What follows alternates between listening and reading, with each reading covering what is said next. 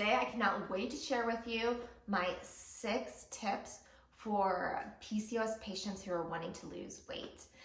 Number 1, don't give up so quickly. It's something that you probably don't want to hear, and a lot of people won't tell you this because it's not exciting to put on the internet. Hey, if you try really hard for a year or 2, you'll probably lose weight sustainably. It's much easier to sell these 8-week PCOS programs where you're gonna drop 40 pounds in 3 months. But what they don't tell you is that that's not very sustainable, and that's not the typical results.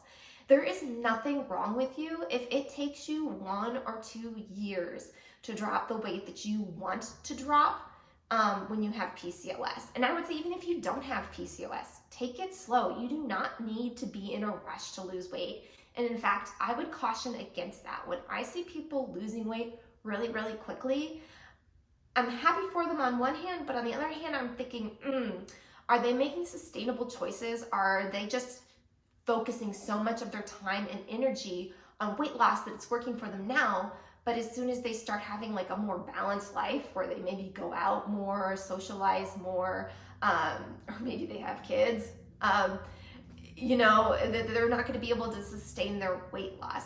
So for me, I lost 40 pounds. It took a good 2+ years for me to do it sustainably. And so why that is there's a lot of different reasons. First of all, just losing weight in general is really hard.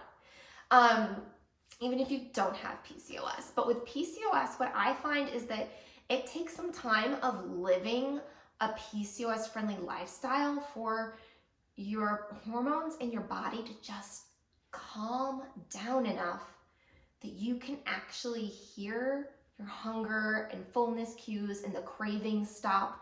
All of the things that make it so hard to make good food choices because you have PCOS, those take time to kind of heal and work themselves out. So just because you're not dropping pounds after pound every week doesn't mean that you're not succeeding. Make sure you pay attention to your energy levels, how much you're craving, your mood, your body confidence, your confidence in your decisions. Like if you feel good about the choices you're making, that's a good sign too. So that is my number 1 tip, is don't give up. Be patient and kind with yourself. Give yourself the time.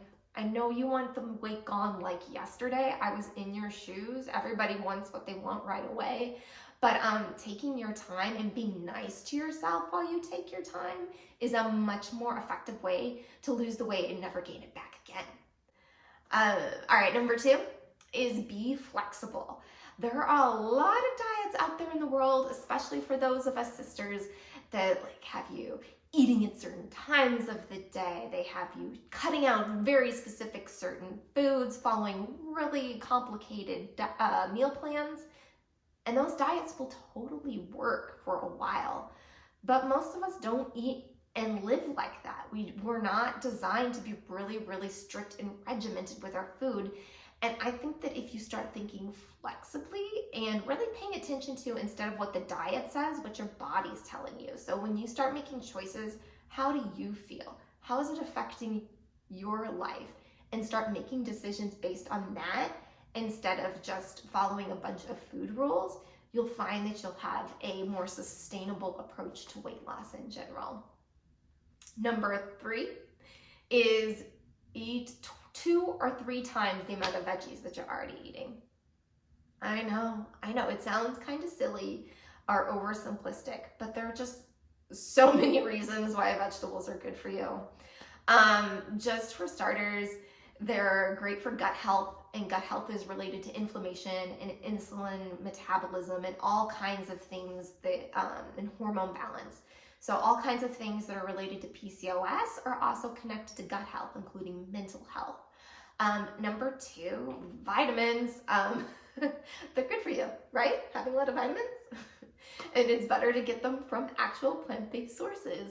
And the 3rd is the fiber from vegetables. Not only is it great for your gut health, it's also good for helping your hunger and fullness cues and fighting insulin resistance, which really many of us, I believe, struggle with PCOS weight loss because We feel hungry and we crave foods when we don't actually need the calories.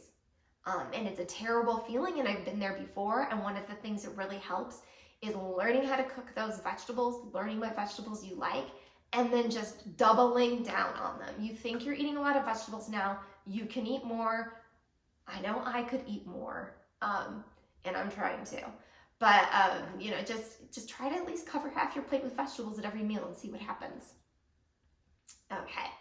Number 4, I already talked a little bit about how I think that cravings and having trouble feeling when you're hungry, feeling hungry when maybe you shouldn't be eating, or you actually don't need the calories, or just feeling like you are always overeating. Maybe you get to the end of a meal and 20 minutes later you feel way full and tired. That is all kind of part of the PCOS picture. Dysregulated hormones related to hunger and fullness is part of PCOS. And one really simple, easy way that you can fight this is just eat slowly. Even in the best of hormonal circumstances, it's going to take you 20 minutes to recognize whether or not you're hungry or if you've eaten enough from a meal. So just simply by taking a bite with your fork in your mouth, putting your fork down, and chewing every bite until you swallow, and not picking up your fork or your spoon until your mouth is empty, will slow down your eating in a really inconspicuous, simple way, and it will do wonders for helping you dial in on portion control. Okay, number 5 is move daily.